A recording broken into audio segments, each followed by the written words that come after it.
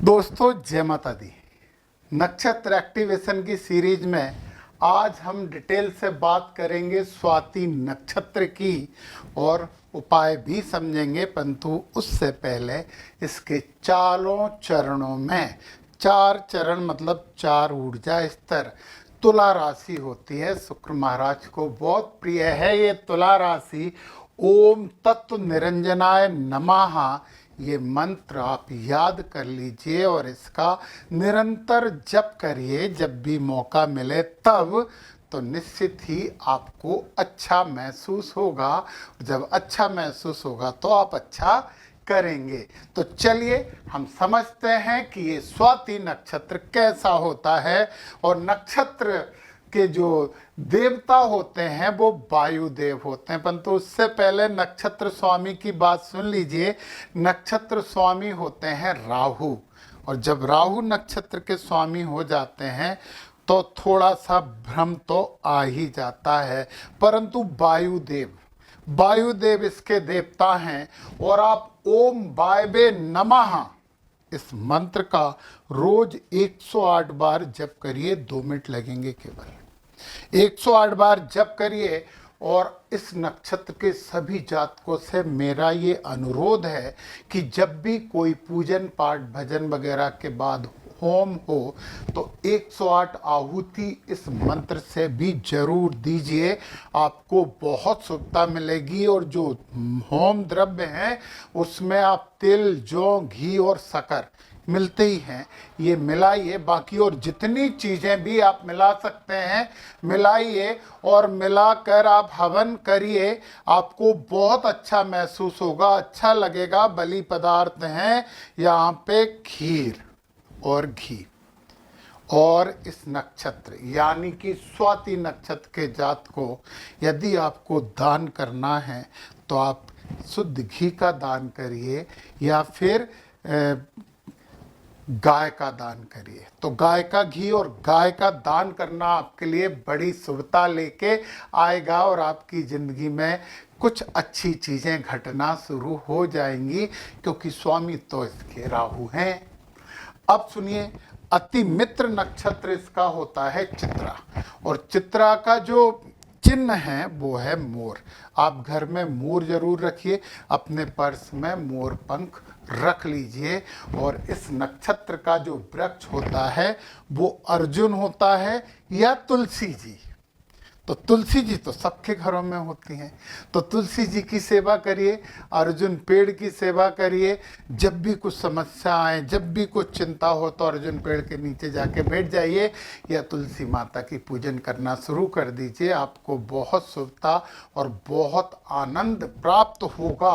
अब ये जो नक्षत्र है, ये नक्षत्र में जिसने जन्म लिया है तो ये माना जाता है कि वो रजत पाद लेकर आए हैं। अब आप खुश तो हो सकते हो, क्योंकि रजत पाद तो शुभ होता है, रजत पाद शुद्ध होता है। परंतु ये जो नक्षत्र है ना, वो तमोगुणी नक्षत्र है। और तमोगुणी तो थोड़े तामसिक प्रवृत्ति के लोग होते हैं। नियम कायदे कानून नहीं मानते, तोड़ देते हैं। पवित्रता और अपवित्रता की इनकी अपनी परिभाषा होती है।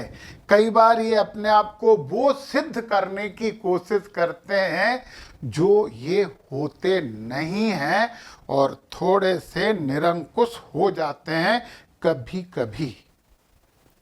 दोस्तों एक बात बताऊं कि ये इसके बुनियादी गुण हैं।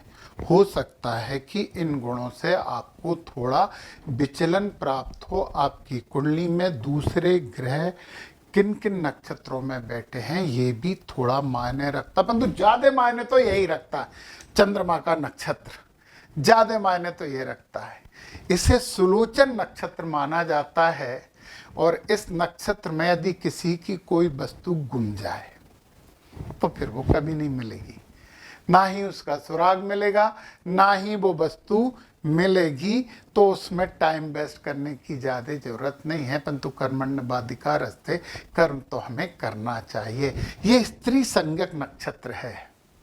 स्त्री संगत नक्षत्र बहुत अच्छे कार्यकर्ता वाले जातकों का नक्षत्र होता है, परंतु इन्हें मोटिवेशन की जरूरत पड़ती है। यदि कोई इन्हें प्रेरित करे तो ये कुछ भी करने की क्षमता रखते हैं।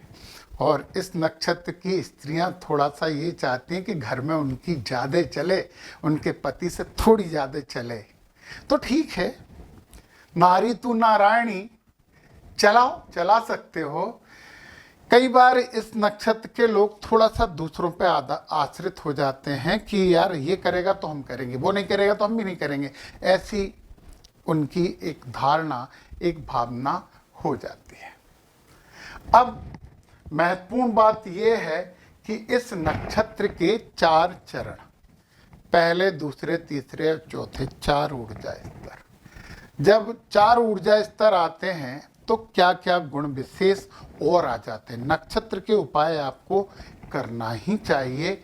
देखिए, स्वाति नक्षत्र वाले लोग स्वतंत्रता प्रेमी होते हैं, ये दबाव मबाव बर्दाश्त नहीं करते, नवाचारशील होते हैं, नई चीज़ों को तुरंत एक्सेप्ट करते हैं और इनमें पवन की शक्ति होती है। आपको मालूम है कि वायु में बहुत शक्ति होती है और ये अकेले कार्य करना पसंद करते हैं, बुद्धिमान होते हैं। तो खुश हो सकते हैं यदि प्रथम चरण में जन्म लिया है। और यदि प्रथम चरण में जन्म लिया है तो गुरु महाराज और आ गए। चरण स्वामी कौन हो गए? गुरु महाराज। तो बुद्धिमान बन जाओगे। राहु का जो छद्म संसार है ना, उस छद्म संसार में गुरु महाराज ज्ञान लेके आएंगे, परंतु काम तो कुछ ऐसे ही करेंगे। तो आप वकील बनोगे तो बहुत सफल होने वाले हो। तो इस नक्षत्र के प्रथम चरण में आपने जन्म लिया है, कोशिश करिए ना वकालत का पैसा अपनाया जाए तो आप अच्छा करेंगे। यदि आप द्वितीय चरण में जन्मे हैं, स्वामी है शनि, और राहु और शनि मित्र होते हैं। जब राहु और शनि मित्र होते हैं तो 1-1-11 होते हैं। राहु का भ्रम का संसार, शनि का मेहनत का संसार। मेहनती आप जरूर हो जाओगे और मेहनत करने वालों के लिए तो कोई भी क्षेत्र कठिन नहीं होता है। फिर भी आपके लिए जो सबसे अच्छा कार्य है वो ट्रेवल एजेंट का है, ट्रेवलिंग एजेंसी का है। बहुत बहुत शुभता होगी, बहुत फायदा आपको इसमें होने वाला है। यदि आपने इस नक्षत्र के तृतीय चरण में जन्म लिया है तो यहाँ पे भी स्वामी शनि आ गए, परंतु समय थोड़ा आगे बढ़ गया। आप कई भाषाओं के जानकार हो सकते हैं तो ट्रांसलेटर का काम अच्छा करोगे, भाषाविद आप बन जाओ तो बहुत अच्छी बात है। और यदि आपने चतुर्थ चरण में जन्म लिया है तो इसके स्वामी भी शनि ही हैं। कोई उद्योग धंधा डाल दीजिए, शनि से संबंधित वस्तुओं का कोई उद्योग धंधा डाल दीजिए। मैं आपको विश्वास दिलाता हूं कि आप केवल प्रगति करेंगे। आप अपने विरोधियों प्रतिद्वंदियों को परास्त कर देंगे। नए नए तरीके, नए नए विचार आपके दिमाग में उत्पन्न होंगे और आप अपने बिजनेस को बहुत ऊपर तक लेके जाने के लिए क्षमताशील हो जाएंगे, क्षमतावान हो जाएंगे और अच्छा करेंगे। राहु के भ्रम से थोड़ा सा आपको बचना होगा और इस भ्रम से बचने के लिए आपको शंकर जी की उपासना भी आपको करते रहना चाहिए। ओम नमः शिवाय या महामृत्युंजय मंत्र आपके लिए बहुत शुभ मंत्र होता है।